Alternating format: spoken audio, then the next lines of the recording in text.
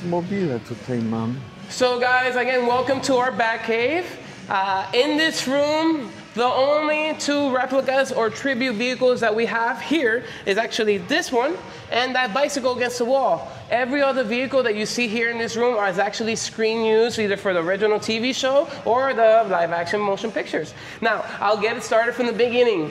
As promised, the very one that started it all, the George Barris edition, #1 Batmobile that we got for Adam West right here in the flesh. So again, this is our hero vehicle. Now, folks, a little fun fact: when in the movie industry, when it comes to hero and stunt vehicles, those are designated as such for the names. Now, the hero cars have every single detail, all the little lights working, pretty much are meant for all the close-ups, versus the stunt vehicles are meant exactly for what it meant.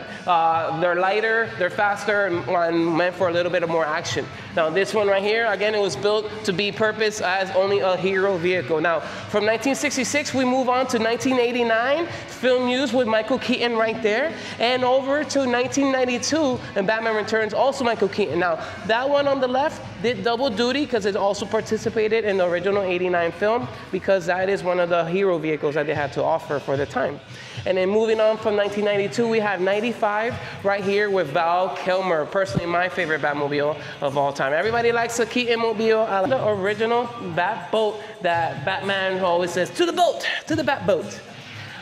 So right here also we have come up on another photo opportunity, guys. We're able to get in this bad boy here and take another couple pictures with you guys. Come on down. W Batmobilu jeszcze nie siedziałem. To możemy to też zrobić. Oh.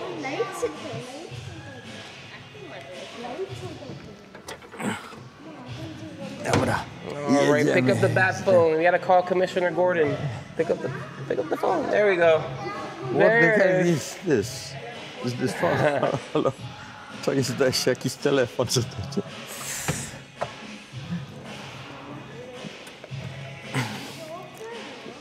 Didn't see the movie, so I have no idea what this. Yes, sir. Zaległości w oglądaniu filmów. Nie wiedziałem, do czego takiego coś służy. Perfect. Ten mi się podoba. Ten pod ścianą, bo jest no, czteroosiowy, długi bardzo, ale też bardzo wąski.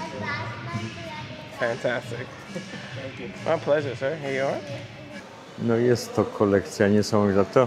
Całe to miejsce to był kiedyś shopping mall, to znaczy galeria handlowa, która zbankrutowała i ten milioner, który tu w latach 60. przyleciał z Izraela, z tego co mówił na początku chyba, o ile pamiętam, zrobił, no najpierw tutaj składał te samochody, a potem zamienił to na takie muzeum. Wszystkie te auta należą do jednej osoby i jest to teraz muzeum samochodowe. Last but not least, to complete our Batcave collection, guys, we have this little cop cruiser here from The Dark Knight. Essentially, the cruiser is actually one of the vehicles that get utilized the most in the TV and movie industry, and this one actually participated in 3 different shows before making it to the film. All they do is just repaint, and repaint the vehicles. Now, this one, if you guys have the DVD, and The Dark Knight was involved in the chase scene when they were in the tunnel with the Joker, and it was a one stunt vehicle.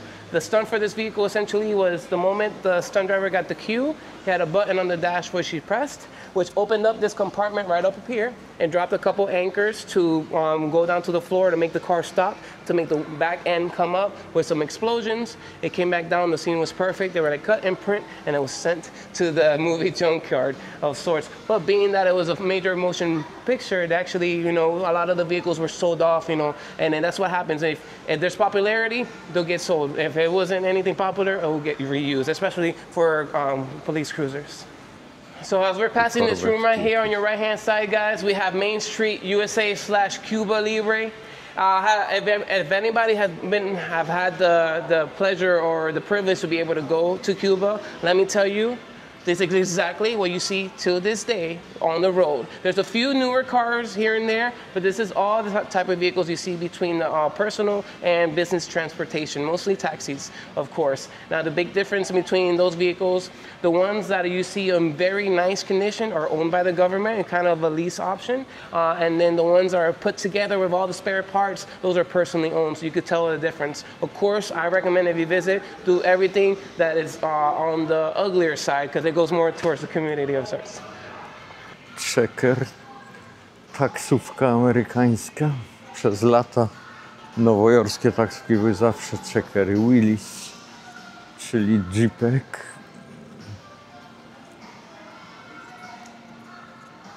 Ashley, co to jest? Jakiś plastikowy samochodzik, Ford Thunderbird. To ciekawy pojazd. Ford modela z 30 roku. Porszaczek. A ten pojazd Military Pavilion. Wojskowe pojazdy. All right, guys, we have come up on our military pavilion here. Here we have dedicated to the armed forces, some vehicles representing World War II, Vietnam, and Desert Storm, actual vehicles from overseas or vehicles dedicated to the particular branches of the government. There's one particular lady that I would like to introduce you to, but once you make your way in, go towards the right, and then I'll meet you there to introduce, okay? Mamy gazika, zwykłego ruskiego gazika. W Polsce też były bardzo popularne. Przez milicję i wojsko używane. A tu więcej tych gazików. A to jest chyba dekawka. Audi. Tam są jeszcze dwa gaziki. Tu jest Kübelwagen niemiecki. Z tej strony mamy Jeepa, Volkswagena, motocykle, mamy Land Rovery. Oj, będzie problem z muzyką. Citroen wojskowy, Military Police, Volkswagen. To już amerykańskie sprzęty.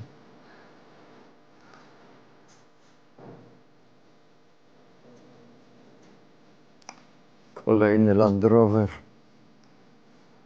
All right, guys. So, two of the favorite vehicles for me here. One right there against the wall, second against the wall, we have a half track, half truck, half tank. You take that onto I-4, no more problems ever in your life.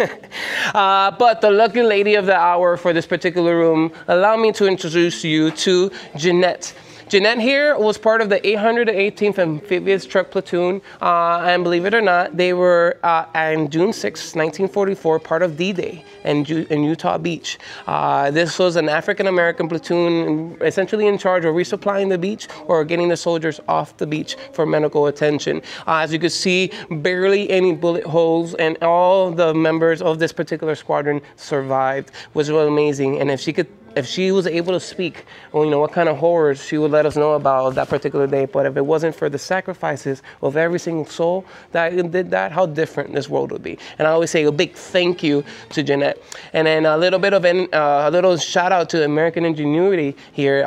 She actually moved over here on her own power when this display was built for us by the Kissimmee Military Museum. Amazing, because Mr. Desert loaned out a couple of vehicles, but she was on the other side of the room, and she hadn't turned on in God knows how long.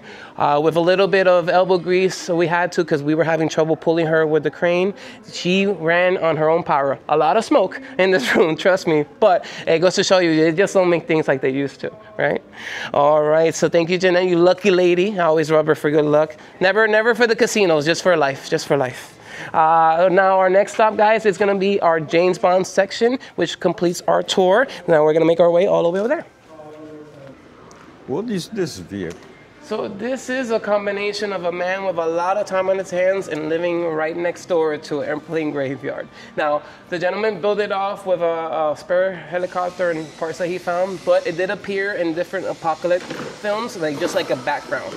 But literally, the gentleman was bored and he built it. That's what he said.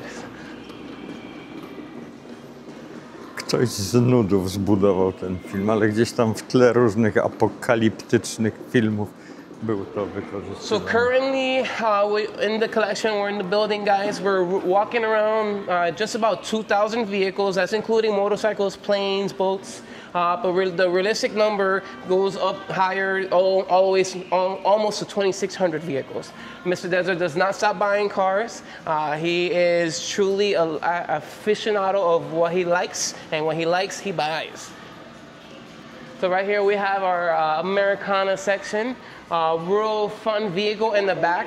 We have a Trump limousine, a former Trump limousine back from the 90s. Now, President Trump and Mr. Desert are actually very, very close friends for millennia, I would assume. And that one has a little special hidden feature, which has a hidden bar installed in it, because on record, you know, you can't be drinking and driving, but when Mr. Trump wanted deals to go his way, what better way than give the person a drink to have him sign on the paper? Kończy się tour. I tu trzeba będzie wrócić i ponagrywać jeszcze parę rzeczy. A tutaj mamy Wołgę, Moskwicza, wreszcie jakieś auta, które poznaję. Łady. O, a co my tu mamy? Żiguli oryginalne. Jest Żigulina, czyli Fiacik 124. So right here, guys, as we're walking past this section, you're looking at the largest put together microcar collection in the world. Now, the microcar is essentially the current evolution of it. You could call it a smart car, could be among them. But these cars were mainly built for city use, for the fact that a lot of them never exceeded 55 miles an hour. You just needed the gas mileage to get around. And this is the other side of the American dream, guys, with the helicopter pad, the working jacuzzi, the golf tee, and a little entrance so you could go right in. Basenem, jacuzzi, yeah. Pole golfowe. Right now, the current world record holder for the longest vehicle on Earth. We have, last year we took it out, we're automotive influencers. Her name is Supercar Blondie, and then she did a whole video in the back. It still runs and drives. 26 wheels, and then it measures in at 101.5 feet. And then you could put 75 of your family members up in there. Huh? To make the turn is really difficult, but what helps us is right here. We split the car in two, and so this one we have to move with like forklifts, but this one moves on its own power. But it's still a very difficult task. So from this point to the back parking lot where the grass area is, it took 4 hours, one way. Yeah. Rozpieli go w Our little połowie, Vespa połowę collection. wózkiem widłowym przewieźli. I know we just passed it, but right there in Israel, there's a birthday card to give a face to the name. That's Mr. Desert in the flesh. He's currently 85. He's still alive and kicking, and he comes here every Wednesday. So if you happen to be here on an upcoming Wednesday, you'll probably run into him.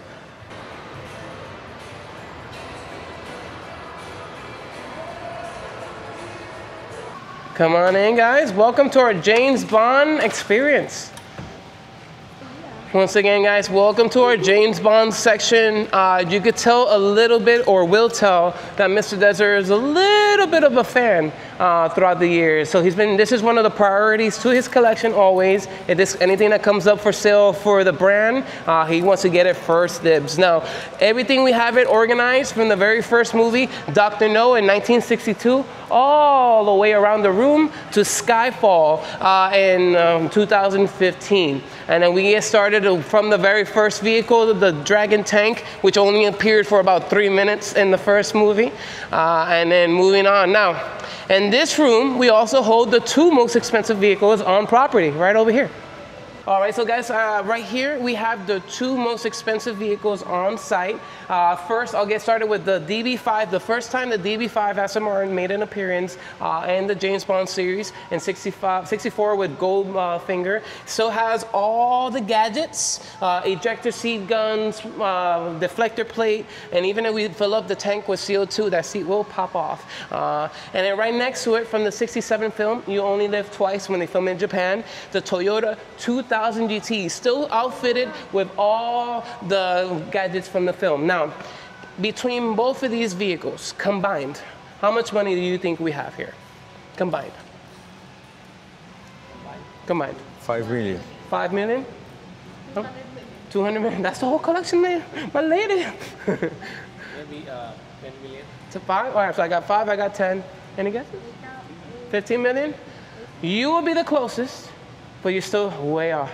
So we're looking at $55 million right here in between both of the cars. And guess what? The Toyota is actually the more expensive, coming in at $33 million by itself.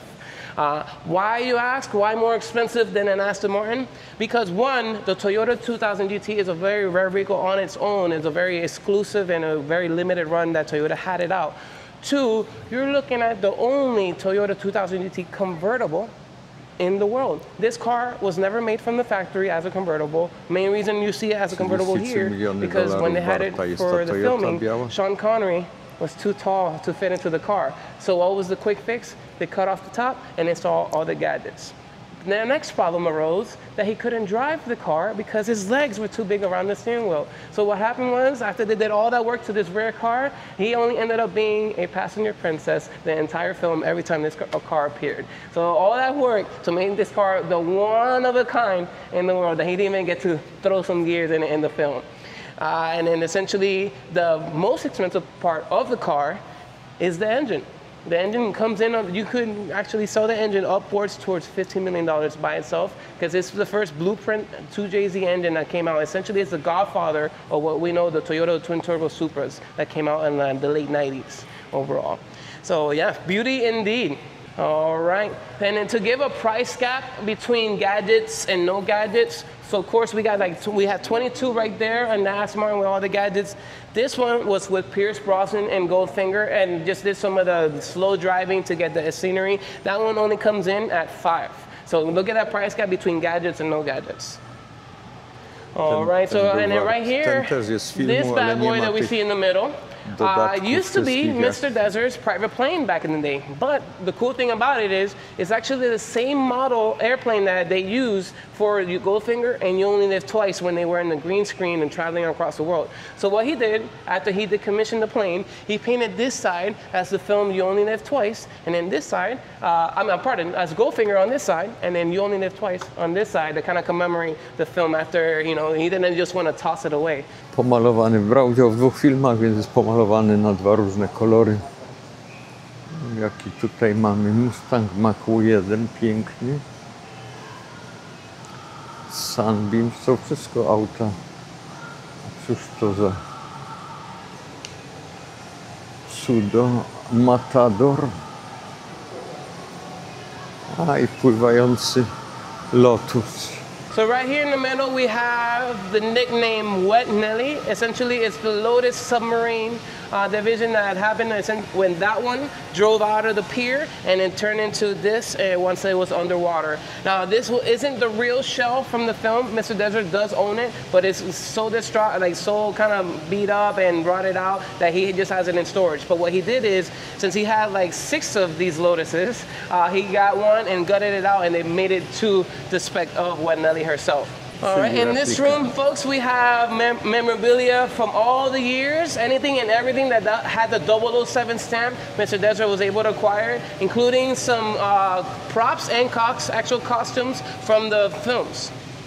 A to rzeczy związane z produkcją filmu. GoldenEye. I w ogóle jakieś zabawki związane z serią Jamesa Bonda. So any books, razors, toys, anything and everything 007. And then one of the cool props that I love in this room is this one right here. So this is Oddjob's hat. Oddjob was the first henchman that was in the 007 franchise, and then this was his choice weapon that he threw it at people kind of to kill them. If you see in the reflection, it still has the steel brim that he used because it was weighted down for the weaponized. And then when you guys get a chance to come back, both of these glass rooms, you could walk in the back, you could walk in it. Is it actually used in the movie? Yes, yes, and then with still the brim installed. So Ian Fleming's, I usually do a little scavenger hunt with groups, but here, of course, we have everything 007, but you'll find some odd items involved, including like a lot of things that say the Chitty Chitty Bang Bang franchise. Now, why Chitty Chitty Bang Bang? Because Ian Fleming's created Chitty Chitty Bang Bang, Ian Fleming's created 007, so we just kind of put it all together there. And Mr. Desert used to own Chitty Chitty Bang Bang back in the day. He sold it for a record $48 million. That one gentleman came in and he gave an offer that Mr. Desert absolutely couldn't refuse. So, and to add to the additional fun facts of the entire collection, we double as a dealership. Everything that you see between the memorabilia, especially the cars, is for sale. But it's just, I warn buyers, there's a market price, but then there's a desert price. Alfa Romeo? Co tu robi Alfa Romeo?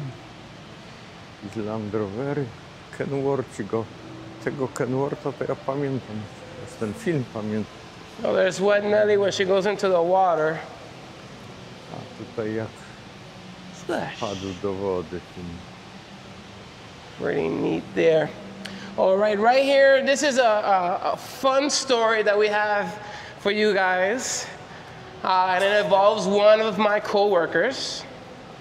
So right here, from the 2002 film Die Another Day, we have the bad guy car that Joe Shaw was driving in the film and doing all the stunts. If you guys remember the film, there was a lot of, oh, right there, if you see, and that scene, pretty much all those scenes getting chased in the glaciers were the real deal. So all the damage you see on this vehicle is actually from that scene. And pardon that thing is getting pixelated. What's going on?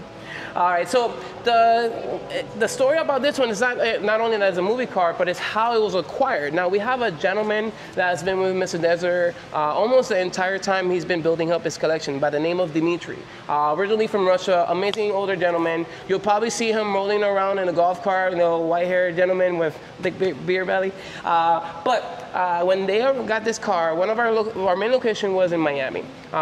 When it arrived to the port of Miami. So to save a little bit of money, instead of buying some transport, everything was in order that we just had to put one of the transport plates on there to bring it back home. It was about an hour drive.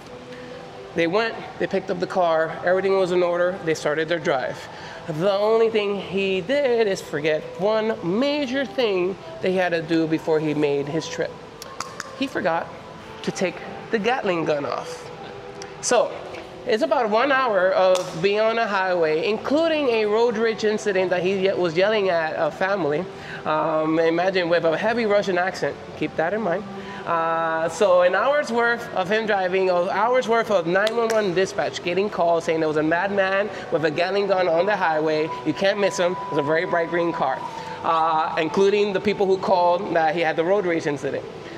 2 miles from our location in our warehouse district, he actually gets stopped by 2 vans of SWAT team. Literally SWAT team, and he couldn't speak, and they came up to the car, all pulled the guns, because of course it's a convertible, he couldn't put the top up. They had the guns pulled on him, and then he starts talking frantically, but they hear his accent. They yank him out of the car, throw him on the ground. So again, he's hyperventilating. He's already an older gentleman. So things settle down, and right there on site, he was able, by a miracle, to make a phone call. What better call to make than the boss himself? Dimitri called Mr. Desert. Mr. Desert called the police chief in Miami-Dade. That chief called the SWAT team captain, and like a can of raid of cockroaches, they disappeared and left Dimitri like, okay. So moral of the story is, whenever we pick up a movie car, take all the guns out of the car before you make the trip, okay? And then when you see them around, just be like, hey, remember. All right, last but not least, we have one more story for you guys here. Zapomnieli ten karabin wykręcić i służby zatrzymały go, a facet, który to robił, mówił z bardzo wyraźnym akcentem rosyjskim, bo w ogóle był Rosjaninem. All right, guys. So adding to the little bit of the movie magic that I've been able to show you guys, we have these 2 wonderful vehicles here from Skyfall in 2012 with Daniel Craig, personally one of my favorite Bonds. I don't know if you guys disagree, but it's mine. So these were amazing. The chase sequence on these and the filming was, top tier. Both actors did do some of the driving, but to give it a little sense of security, since they had to do like 180s and 90-degree turns and drifting around that, in order for them to focus on their visual and verbal cues, instead of looking down and making sure they were in gear or reverse, they had a gentleman, or a stunt person, should I say, strapped down to the back. Every time they turn around and they need to go reverse, he will put it into reverse for them. Then when they need to go, after the spin, they need to go straight, he'll put it in drive for them. So they would keep their eyes not only on the road, but on the cameras that were all strapped around the car. So imagine the ride he went for, right? All right, guys, so now we're approaching our last photo op vehicle. Is our beautiful replica Rolls Royce from Goldfinger. Więc wracając do tamtej historii z zielonym samochodem, tamten pan zadzwonił do właściciela tej całej kolekcji. On zadzwonił do szefa policji. Szef policji zadzwonił do kapitana tego SWAT team. No i tamci, którzy aresztowali tego Rosjanina, co wiózł to auto z karabinem po This vehicle is amazing, guys. So for those who have never seen the Goldfinger movie, so essentially Goldfinger is the bad guy dealt with gold. Now the main way he was able to transport gold in and out of the countries was actually with this car. Every single ounce of gold that he had, he will melt into all the body panels and then transport the car just as it was his personal vehicle. Once it gets to his location, he will melt it down and then sell it off for the profit, hence his name, Goldfinger. It was pretty cool. All right, guys, so I'm able to put a passenger and a driver in this. Now, whoever sits in the back, I ask of you, just come as close as you can to the window. If not, the shadow is going to cover your wonderful smile, okay? But I'll be happy to assist with the doors and take pictures. Czemu ja nie miałem takich zabaweczek, jak byłem dzieckiem? Come on in, my friend. I tried this one too. Yeah, this is your style right here. Yeah, exactly. Look at that, Tu folks. Look at this beauty. prawdziwe drewno, no ale to jako szofer. No ale jakie lusterko wsteczne ma fajne, wypukłe. Kręcimy i jedziemy. No super, ale teraz to ja się muszę przenieść na tylną kanapę i zobaczymy, jak to będzie z tyłu. Thank you.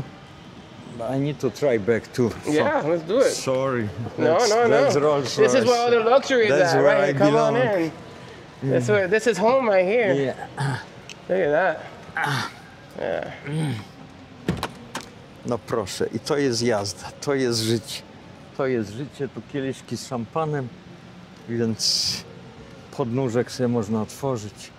Super. Plenty of leg room, Yeah, even for a tall guy like me. Absolutely. Leg room, camping, all the above. Już jesteśmy godzinę w tym muzeum. A tylko przebiegliśmy.